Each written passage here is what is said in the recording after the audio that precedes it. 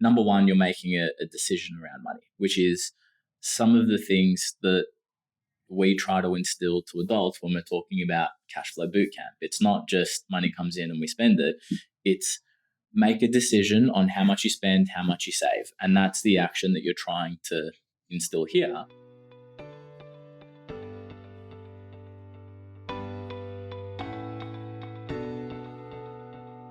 Welcome to 360 Money Matters, where financial planners Billy and Andrew talk all things financial planning. This podcast aims to increase your knowledge and confidence with all things money. Each week, they will cover topics like wealth creation strategies, investment principles, creating passive income, paying off your debt faster, and much, much more, so you can live a life on your terms without limits.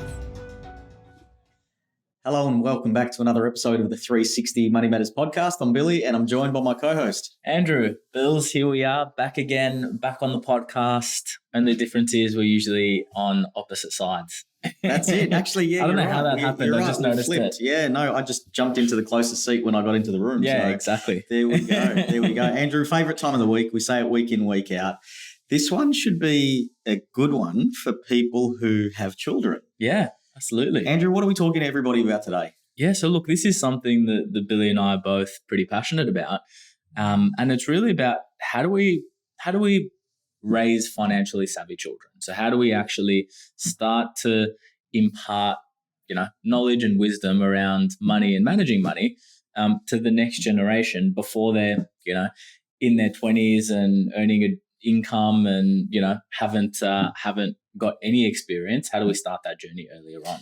Yeah, I mean, look, I've got, two children and, they're starting, one of them's a teenager and one of them's right on the cusp. Yeah. She's going on to her early 30s.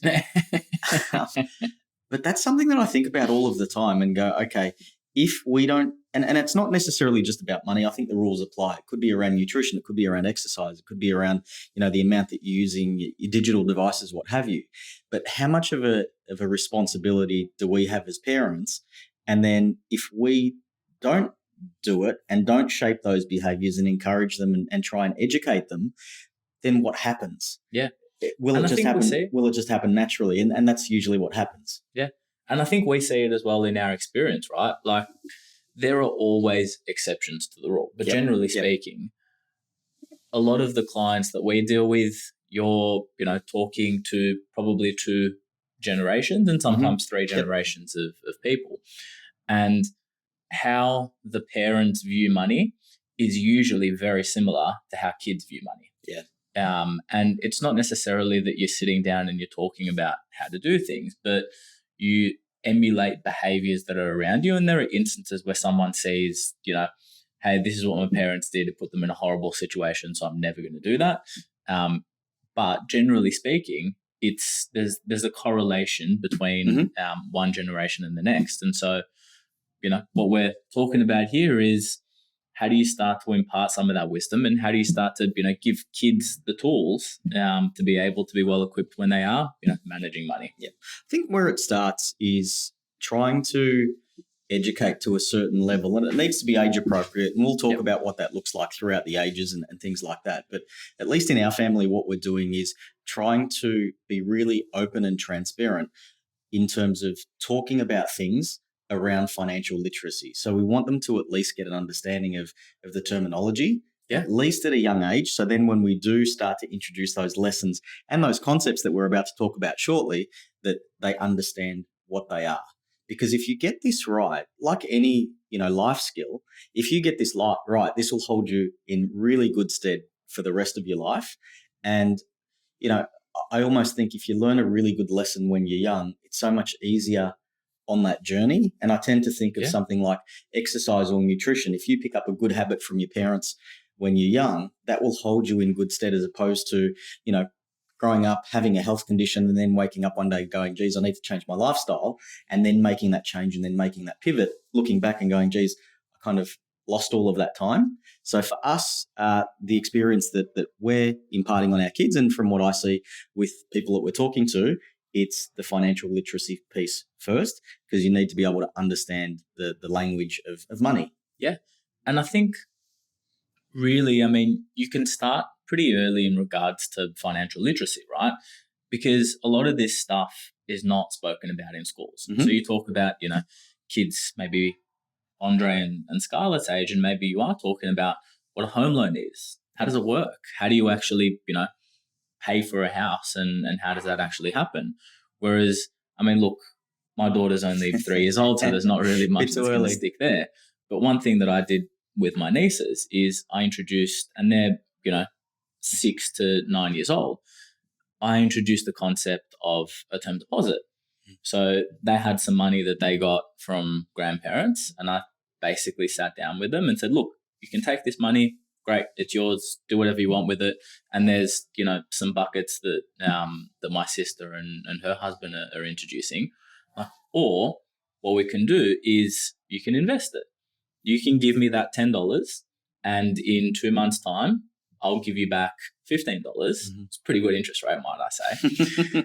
Or alternatively, you can just take that $10 and that's it. And they, sat there for a second and were like, okay, so if I give it to you and then in 2 months' time, okay, but how do I know you're not going to take the money? Oh, okay, well, write it down and you can even sign a contract. But those are some of the things that you can start talking about early, just introducing concepts and understanding how things actually work in regards to, money and investing and what that actually entails. Yeah, yep. No, completely agree. Where we then pivoted to with our kids is pocket money. Yep. So how much, how often, and the one that I really like is, should it be earned? From our perspective, we've tried to differentiate with the kids around, so you're a contributing member of the household, so there's certain stuff and certain things that you're expected to do just to participate in living in the house, right? So it's not, you don't do something that you should do, like take out the rubbish and you earn money. Yep. Right? Because that's just part of living and you need to do that. So getting that differentiation between living and earning money was really critical for us. And I must say that the kids have taken like a duck to water with it. And they're actually, when they want more money, they'll actually ask and try and find jobs in order to earn more money, which is fantastic. Yeah, no, that's brilliant. I really like that concept because it differentiates, okay, well, if I'm just getting pocket money and a fixed allowance every single week, then you're probably not instilling the behaviors that you want around, hey, you need to, search for jobs and, search for things to do in order to be able to earn money. And you're differentiating the difference between a minimum standard and, when you do a little bit more, what else or how much does that earn you? So question for you, is it set price for set job, or are you a little bit like Uber? It depends on depends on supply and demand. Yeah, surge pricing or something. Yeah, it depends exactly. on how desperately we need the job done.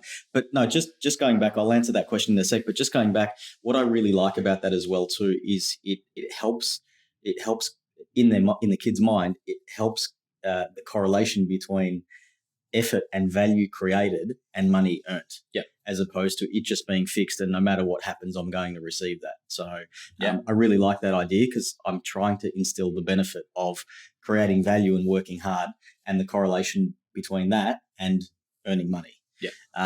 But how does it work with our kids? I mean, look, unless you get really specific and gamify it where you've got a chart and you tick them off and things and, it might be $2 per task or what have you. We tried that a couple of times and it was too difficult to stay on top of. Yep. So what we ended up doing is saying, okay, based on, there's a minimum amount that we expect each and every week. Based on your age, you get $1 for every year. So for argument's sake, Scarlett's 11. So if she achieves all of those things, she'll get $11 pocket money on the end of the week on a Sunday when we do it. Andre's 14, so he'll get 14. Gotcha. So that's how we do it. And every year, maybe inflation needs to creep in, and I need to go a little bit higher than $1 per year of age. But maybe Fair Work might come into it and be like, "Hey, this is not Fair Work commensurate or child services." Yeah, exactly. But that's how we do it, just nice and simple. But no, they haven't. Surprisingly, they haven't hit me up yet to try and increase that from $1 per age. Maybe we'll have to have a chat with them and let them know that they can negotiate. Yeah, exactly right.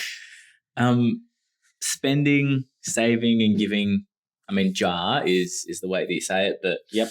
I don't know whether kids use jars anymore, or whether it's in an envelope or how you do it. But one of the things that I really like is giving choices and options to kids. Mm-hmm. So not necessarily saying, okay, you have to put X amount of money into this, you have to put X amount of money into this. It's, okay, the giving jar, there's a minimum amount that has to go into there. Whatever money that you get, an element of it needs to go towards giving back, needs to go towards charity, whatever that ultimately looks like. And they can even make choices around, where that goes. But the spending in the savings jar is, okay, you get to decide, how much do you want to put here? How much do you want to put here? Mm-hmm. And the action that this entails, or what this ultimately, should be doing and teaching kids is, okay, number one, you're making a decision around money, which is some of the things that we try to instill to adults when we're talking about cash flow boot camp. It's not just money comes in and we spend it. It's make a decision on how much you spend, how much you save. And that's the action that you're trying to instill here. Mm-hmm. And I have seen what some parents do is you don't actually make the decision when you receive the money. You make the decision at the start of this process. Yep. So rather than, okay, you've got $10, you're going to decide how much is going to go saving, spending, and giving. It's at the start, you sit down and you talk about, all right, how much is going to go here, how much is going to go here, and how much is going to go here. And if it's, a third, then it's, okay, you've got, some money from here, then whether it's pocket money, whether it's, gift from a grandparent, whether it's where that money comes from, okay, we're going to put, a third in this bucket, a third in this bucket, and a third in this bucket. And it instills that right action of, okay, when you're an adult and when you do have money coming in, there's a set percentage of, what ultimately goes in, rather than a just, let's figure it out at the time and see what happens approach. Yeah, I absolutely love that you're setting it, and it creates discipline as well too. And I know we're obviously talking about kids, but that's a really good message that I think all of us can take. You say you do that at the start, not basically when the money comes in and then you make a decision, because it's too tempting. Absolutely. I'm an adult, and you told me at the time, it's like, money's come in, where do you want to put it? Spending or saving? It's like, well, it's definitely going in spending. Yeah, for sure. We do exactly the same thing for our kids. I must say, one of the challenges that we've faced is the physicalness of cash these days, because everything is, electronic, and we're tapping. There's a solution and for what that. have you, right? So, not that you can't go to the ATM and what have you, but it definitely, I noticed the difference with the kids, when they physically have cash and they're counting it and dividing it up, and even going to the counter and paying for stuff. And we'll talk to them. We'll be at the shops and they'll go and buy something, and, it'll be $3.50. So I'll give them a $5 note and say, okay, work out how much change you're going to get back before you go to the counter. Yeah. And that way they're doing that mental arithmetic as opposed to just tapping and it's done. But yeah, the jar system works perfectly in terms of our experience. It's just needing to make sure that you've got enough cash floating around to do it. If you want them to be able to physically see and touch it, I mean, you can replicate it with bank accounts and stuff like that. Or even there's some cards. So, and not that there's any affiliations from our end, but apps like, I think it's Spriggy, Zap, they're bank accounts that are based for kids, where there's a debit card that's actually attached to it so that they can pay, at least in the spending account. Mm-hmm. And so again, you're starting to instill that early discipline, which is savings account, there's no debit card that's attached to it. Spending account, there's a debit card. And so at least you're, starting to introduce those actions without physically having to. Well, that's what I was going to say. That's what we did with both of the kids. But as Andre got older, we then migrated across to digital. Yeah. And he's got his own debit card for the spend account. Yeah. Scarlett's not there yet, but that's a way to do it. And, you can replicate this stuff digitally as well. It's just that because you're trying to teach them about financial literacy, it's a lot easier to get the concept and the message across, I think, if you're doing it with cash. But once again, who carries cash around these days? Maybe we all need to start again. Yeah, exactly right. For sure. Look, another thing that I think, especially as kids get older, and this is, when we go back to age appropriate lessons, being able to talk to kids about money, particularly as they start to get a little bit older. So, okay, I mean, you're not going to be talking to, a toddler about, cost of living and, how much it costs to be able to, not necessarily the specifics around, the dollars and cents. And I think that making sure that you're at the same time not creating some anxiety around, hey, mum and dad are running out of money, but understanding that, hey, going on holidays, that costs money. That's why we can't do it on a, everyday basis. That's why it happens maybe once a year or every couple of years.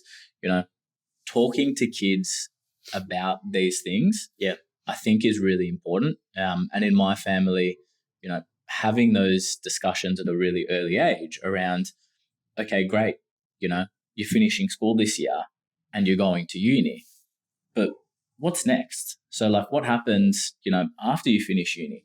Okay, let's, put a savings plan together to look at, a house deposit and things like that. So it doesn't need to be war and peace, and it doesn't need to be this is what you have to do, but an education piece around, okay, well, when you're 18 and you're maybe finishing school, how much is it going to cost to buy a house?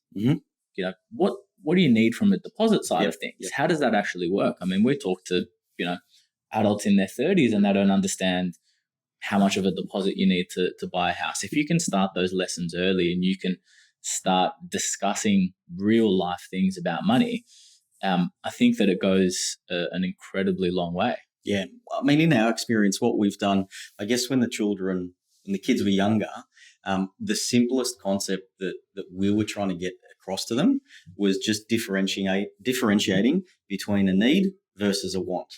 Yeah. And that was really simple to for the kids to understand that concept. And then as they started to get older, you can introduce, additional concepts. So as an example, the value of an item. So you might turn around and say, okay, we can go to Kmart and buy this jumper, or we can go to Tommy Hilfiger and buy that jumper. Yep. And that one's going to cost 5 times more than this one, but it's probably going to last 20 times longer. It's going to keep its color. It's going to keep its shape. It's what have you. So thinking about that, and then it can go one step further about, the impact that it has on the planet and things like that. Then it leads into things like consumerism. And then it leads into things like the power and the concept of sales and marketing. And like there's this whole machine that's happening invisibly to try and get us to go and basically make a purchasing decision and opening our wallet. So trying to teach them some further lessons still related to money, but then some life lessons along the way as well too. And that's worked really, really well. But from a really basic perspective, need versus a want, we found that's where it started, and then it sort of grew from there. And as they're getting older and older, then you can introduce some of those other concepts that are a little bit heavier. And as they develop, they can understand them a little bit more. Yeah. And I mean, one of the things that I noticed with my niece is it was funny. We went out for lunch one day and my brother-in-law was like, okay, now you pay for lunch. He's like, have a look at the bill, count. So just learn how to use a calculator. So it's, on the calculator, add all of the items up and make sure that on the receipt, what they're actually charging you or what they're actually charging us is correct. And she went through that process. She, added all of the numbers up. And then at the end of it, she looked at the number at the end and was like, hold on, this is, I think the bill was something like $75 or something like that. She's like, $75? She's like, how many weeks of pocket money is that? Yeah, love it. And just grasped that concept of, oh my gosh, us going out to lunch, which just seemed like a, everyday thing that, happens on a regular basis. Hey, this is a lot of money. This isn't, in relation to what I'm getting from a pocket money perspective. So getting that realization of, okay, things cost money, and going out for a coffee or going out for lunch is going to, cost X amount. Yeah, no, I love it. I've got a similar example. So teaching the kids about opportunity cost, and say that you go to what's a good example? We're going to the soccer tomorrow night. Melbourne Victory are playing in the elimination final, so fingers crossed. Let's wait and see if we can get across the line. But we were looking at tickets and basically trying to choose our seats. And obviously, the closer that you sit and the more premium the seats and what have you. And it wasn't exactly like this, but for the sake of the story, I'm going to say that it was. You could get the premium tickets, or you could get the tickets that are off to the side, and they're probably twice as much, the premium tickets. So when I was going through this concept with Andre, I was saying, okay, if we spend twice the amount, will we get twice the amount of value from the experience and watching the game?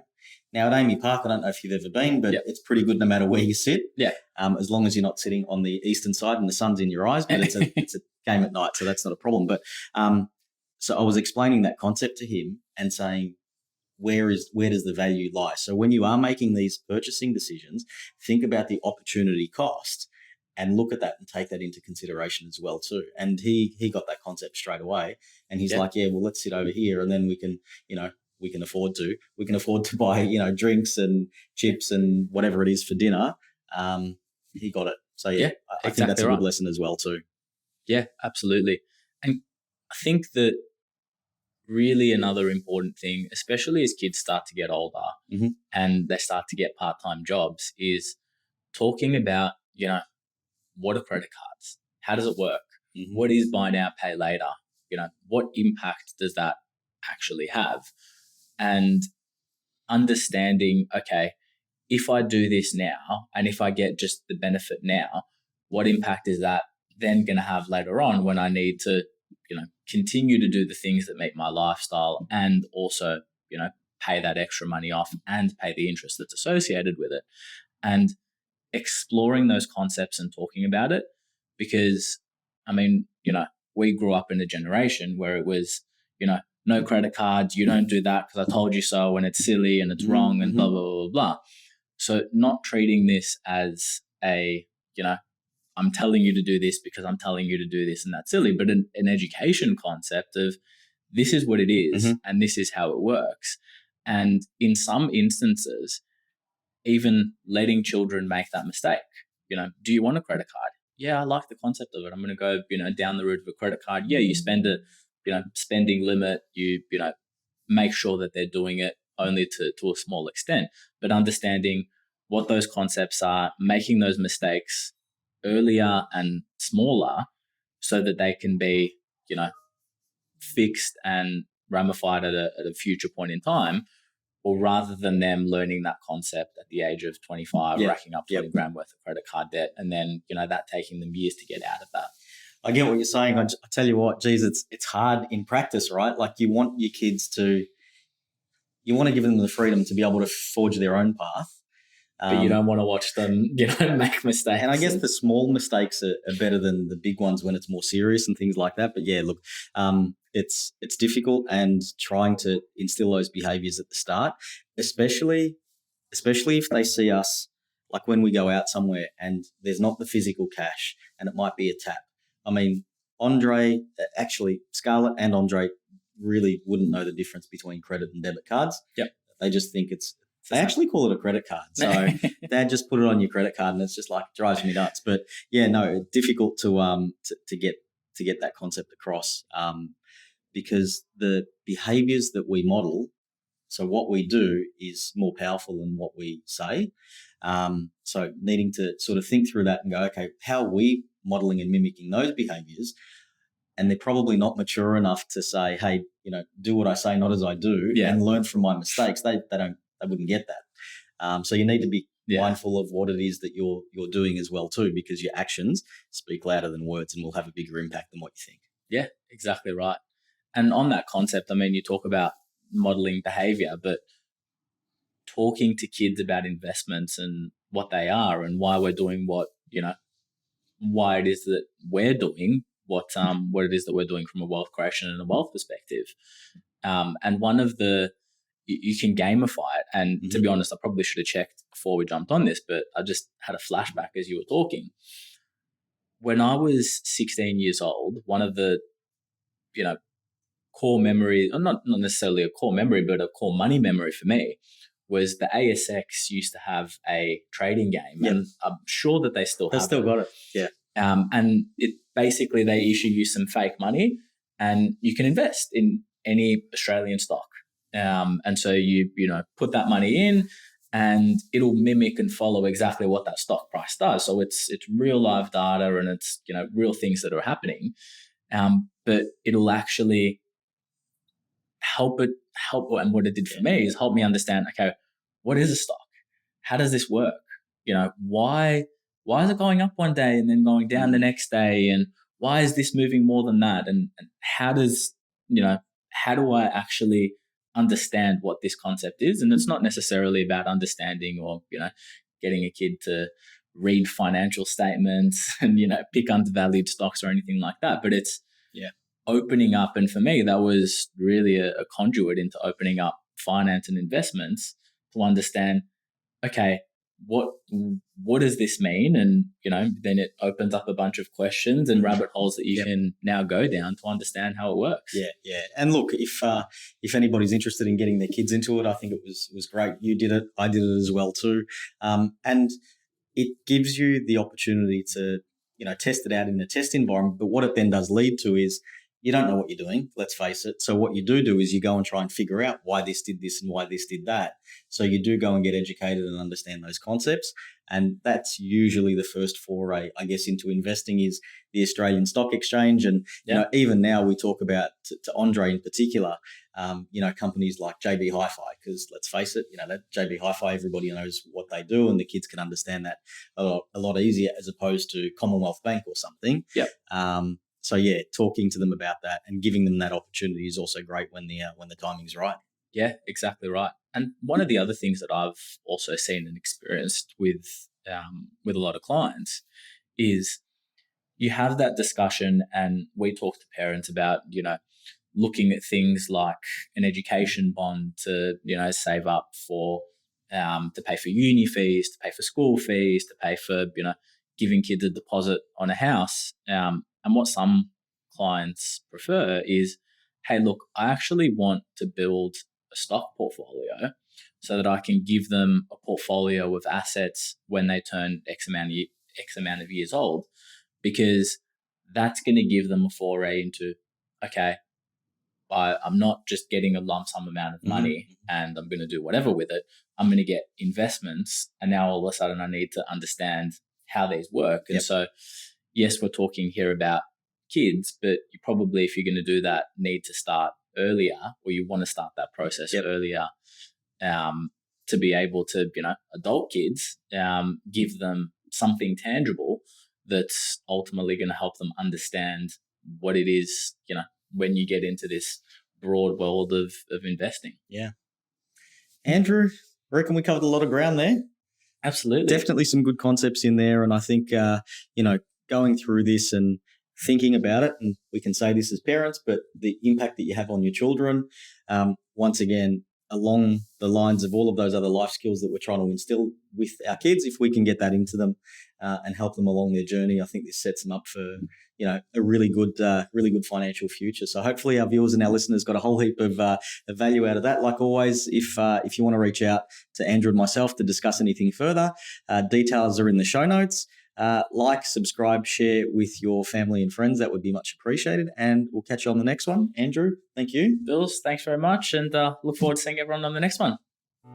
Thanks for listening today. If you have any questions on what we talked about or would like to have a chat about your money journey, visit us at 360fs.com.au. The information in this podcast is general in nature and does not take into account your personal objectives, financial situation, or needs. It is not financial, legal, or tax advice and should not be relied upon as such. You should consider whether the information is appropriate to your circumstances and seek professional advice before acting on any of the information provided. Past performance is not a reliable indicator of future performance. This information is provided by Billy Amaridis and Andrew Nicolaou of 360 Financial Strategists Proprietary Limited, authorised representatives and credit representatives of Acumen Financial Planning Proprietary Limited.